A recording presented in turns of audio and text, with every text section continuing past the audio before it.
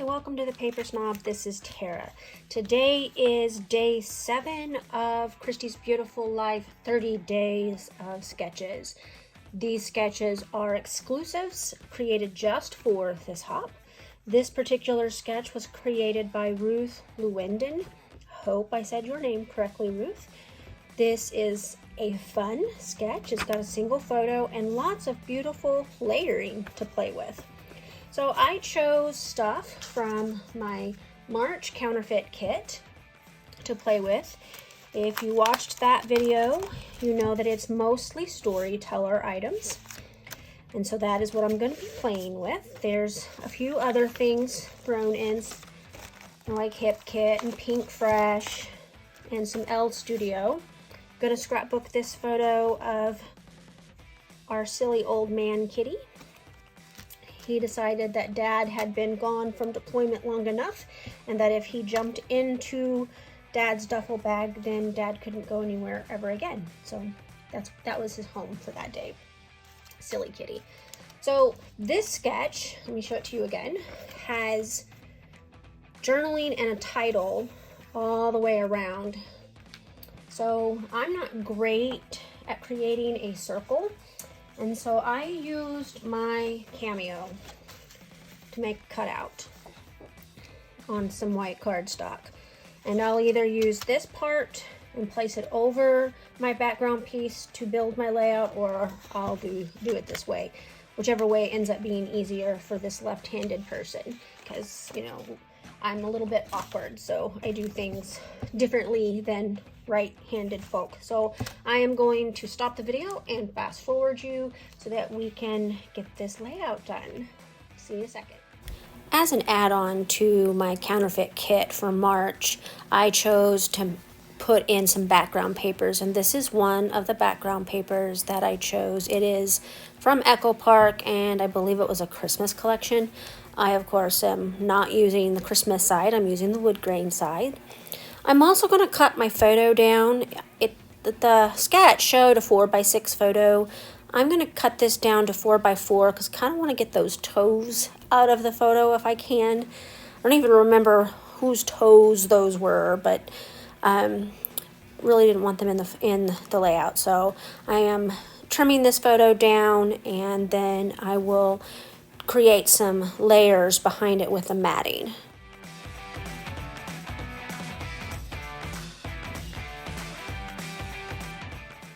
So now that my picture is trimmed, I'm going to go ahead and start layering the matting behind it and get it the size that I want it to be so that it's closer to the size of the photo in the actual sketch.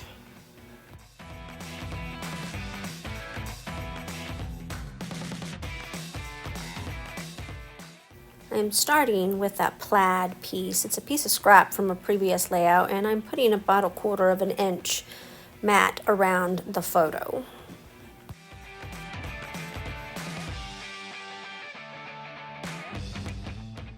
And now I'm going to kind of switch back and forth between a couple of the other pieces. I started with this pink with the red dot on it, then I moved to the blue because I liked the blue better, and so I'm going to cut that down into, it's about 4x6, and that's what I'm going to use to mat the photo now.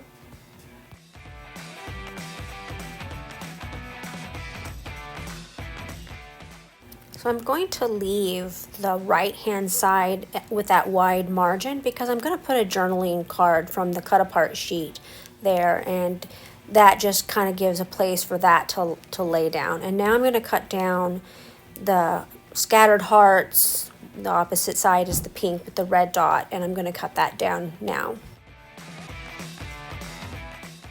So these are going to serve as the 2 anchoring borders underneath the photo, and so I've cut those pieces just to make sure that I have the right size, and I'll actually have to trim the scattered heart piece down a little bit with my scissors. I'm going to flip that plaid piece over, and I'm going to go ahead and cut out that journal card from that cut apart side of the paper and then trim it down so it'll fit really well on my photo mat.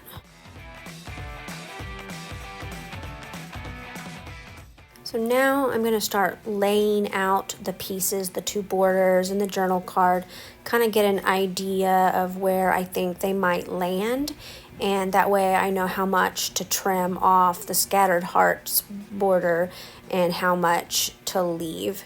I want to make sure that you can see both borders, but I also want to make sure I don't cover up my journal card.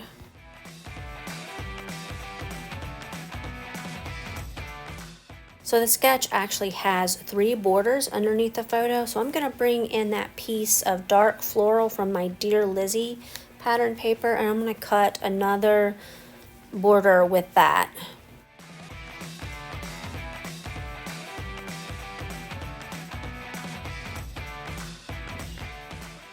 So once I get this border cut, I'm going to start placing everything on the layout. And then I'm going to lay over the cut out white cardstock circle that I'm using as a template over the top of it so that I can get my photo and borders centered in the layout where I want them to end up.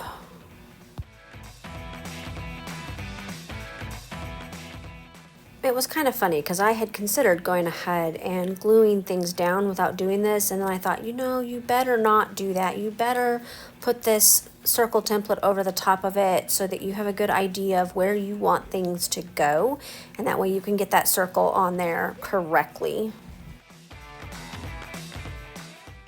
So now I'm going to go ahead and start gluing things down. I'm going to get these borders on here where I want them, and then I'm going to put that white circle cardstock back on top again so that I can go ahead and get that title and the subtitle centered around my photo.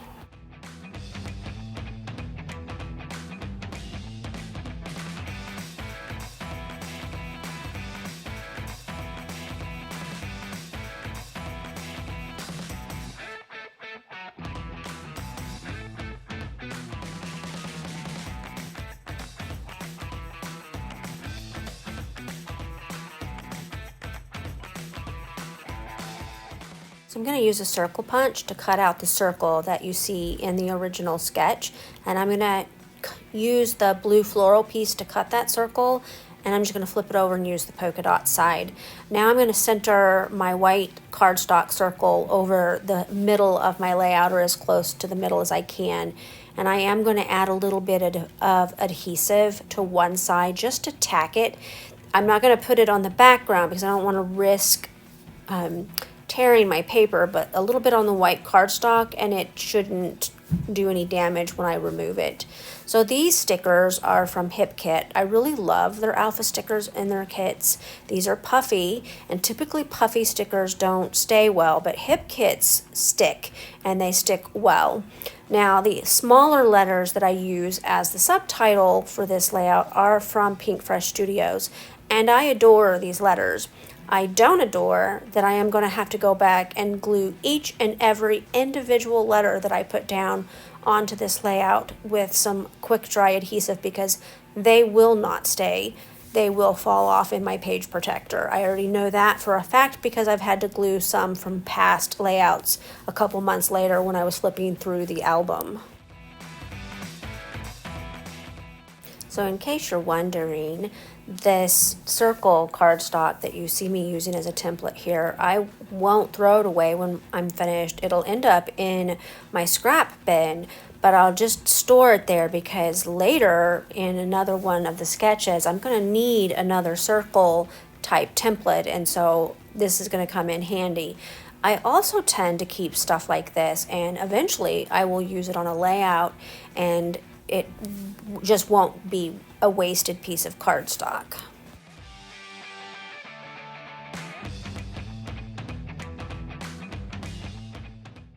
So we tend to speak for our cats in this house, and this title on this layout is me speaking for Smudge.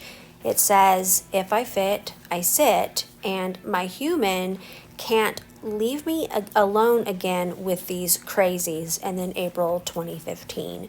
That is going to be the whole title with a subtitle. I will journal on the journaling card that I place next to the photo and tell the rest of the actual story. But we tend to act like these kitties have voices, and Smudge has always had a sassy voice.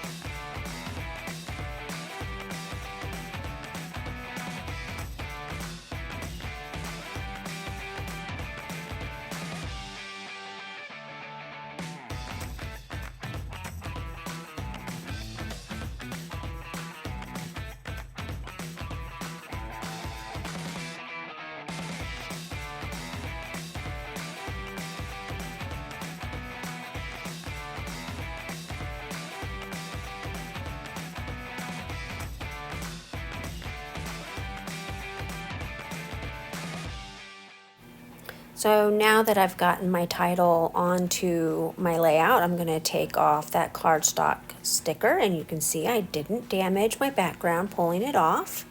And I like how my title ended, so I think I'm going to go ahead and start adding a few more little embellishments here and there. I'm going to add it's a star circle up at the top near the larger circle. I'm going to put a circle right there at the beginning of my title, and I'm just going to add some other bits and pieces, kind of tucking them here and there just to give it a finishing touch.